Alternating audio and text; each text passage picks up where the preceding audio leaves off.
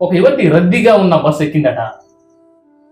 కాస్త చోటివ్వండి అని ముందుకు తోసిపోతున్నటువంటి ప్రక్రియలో ఆ యువతి బ్యాగి మరో మహిళను బలంగా తగిలిందట.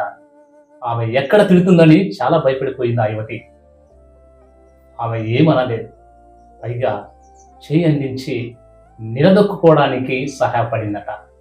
ధైర్యం తీసుకున్నటువంటి ఆ యువతి అమ్మయ్య అనుకుంటూ, అంటే నా బ్యాగ్ బలంగా మిమ్మల్ని తాకగానే మీరు ఎక్కడ తిడతారో అని నేను భయపడిపోయాను, మీరు ఏమనలేదు అని అన్నదట. అందుకు ఆమె అంటుంది, ఇప్పుడమ్మా ఇంత చిన్న విషయానికి నేను కోప్పడడం ఎందుకు? ఏం కావాలని నీ బ్యాగ్ బలంగా నన్ను తాకలేదు కదా. అయినా మనం కలిసి చేసే ప్రయాణం చాలా చిన్నది.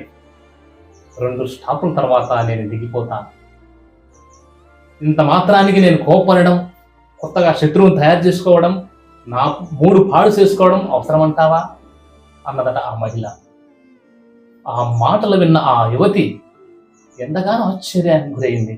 ముఖ్యంగా ఆమె పాజిటివ్ యాటిట్యూడ్, సానుకూల దృక్పథానికి ముగ్ధురాలైపోయింది. స్నేహితులారా, మన రోజువారి ప్రయాణంలో ఆఫీస్కి వెళ్ళేటప్పుడు, వచ్చేటప్పుడు రద్దీగా ఉన్న బస్సుల్లో, రోడ్ల మీద ట్రాఫిక్ జాముల్లో ఎన్నో గొడవలు మనం చూస్తూ ఉంటాం. పొరపాటున ట్రాఫిక్ జామ్లో ఒక వాహనం మరొక వాహనానికి తగిలితే కస్సుబుస్సుమంటూ కాదలు పట్టుకొని గొడవపడే మగవాళ్ళం మనం చూడట్లేదా? రద్దీగా ఉన్న బస్సుల్లో ఒకరికొకరు తిట్టుకునే ఆడవాళ్ళం మనం చూడట్లేదా?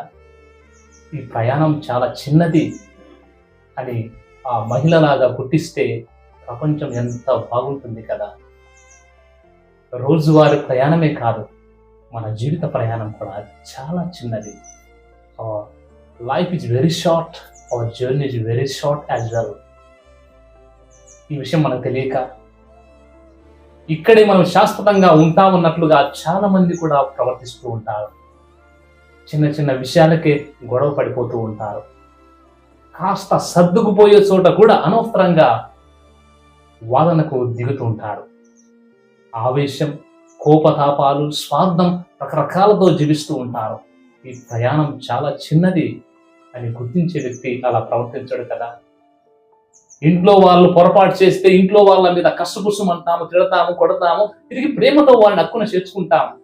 కానీ బయట వాళ్ళు పొరపాటున ఒక చిన్న పొరపాటు చేస్తే వారి మీదకి ఒంటి కాలుతో మనం పోతాం. క్షమిస్తే పోతుంది కదా, సర్దుకుపోతే పోతుంది కదా. కనుక ప్రేక్షకులారా, ఆలోచించండి, మన జీవిత ప్రయాణం చాలా చిన్నది. కాబట్టి ఉన్న కొన్నాళ్ళైనా సంతోషంగా హాయిగా 10 మందితో గడిపే